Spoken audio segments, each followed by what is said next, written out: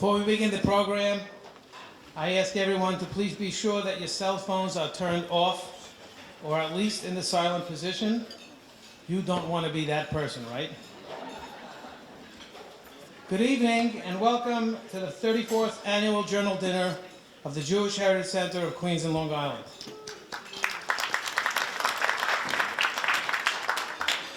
We're here tonight to pay tribute to the center's rabbis and outstanding staff and to express our appreciation to our esteemed honorees.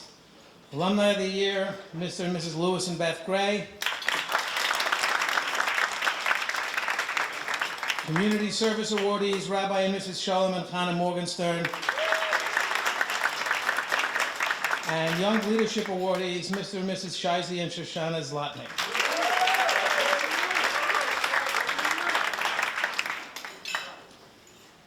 I had no idea that the gabos at the Pesach program was a package deal with the chairmanship of the dinner. But here I am. I'll start.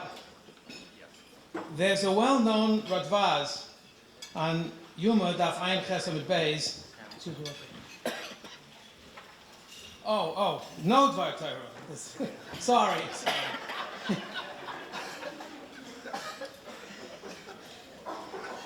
A number of years ago, when our kids were visiting from Israel, my then 12-year-old grandson asked me where we were davening on Friday night.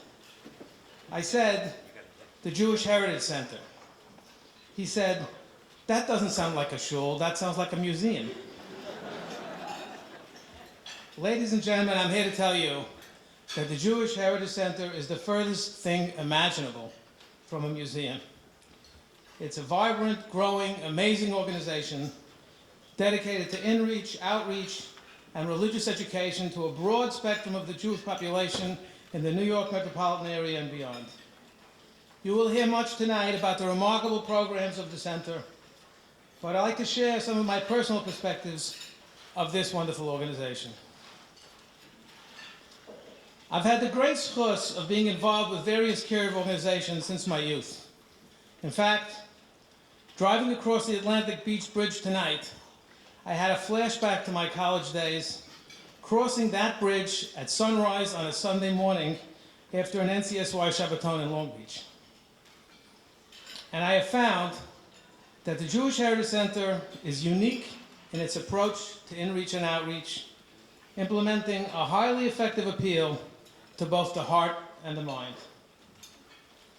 My wife and I are longtime residents of Kew Gardens Hills, and we have grown very close with the Jewish Heritage Center and its rabbis through a number of its programs and retreats.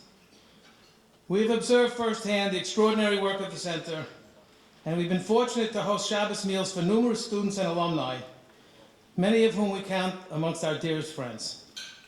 Alumni of the center are pillars of the Kew Gardens Hills community, giving shiurim and serving at the forefront of so many of our communal organizations.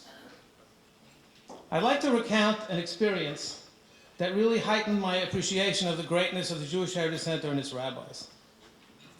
In 2014, in conjunction with the famous Shabbat Project, I had the privilege of co-chairing the event in Kew Gardens Hills, together with Rabbi Moshe Turk and Rabbi Yaakov Granick. It was a life-changing occasion for so many of its participants, not only because of the incredible kiruv work that was accomplished, but the remarkable sense of achdus and unity that prevailed. Virtually every shul in the community and a number of well-known kiruv organizations were involved, including Esha Torah and Project Inspire, all spearheaded by the Jewish Heritage Center under the warm leadership of Rabbi Turk and Portnoy. There were no politics or jockeying amongst the various organizations.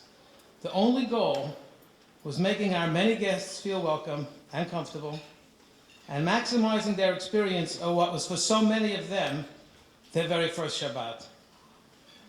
I heard of at least one then college student who began to keep Shabbos right after that event, and today is a fully observant and active member of his community, even serving in both Hatzalah and Tomchei Shabbos. So I thank you all for joining us this evening to show our appreciation and support for the Jewish Heritage Center, its rabbis and staff, and its most worthy honorees. To begin the program, I ask that you turn your attention to the video screens.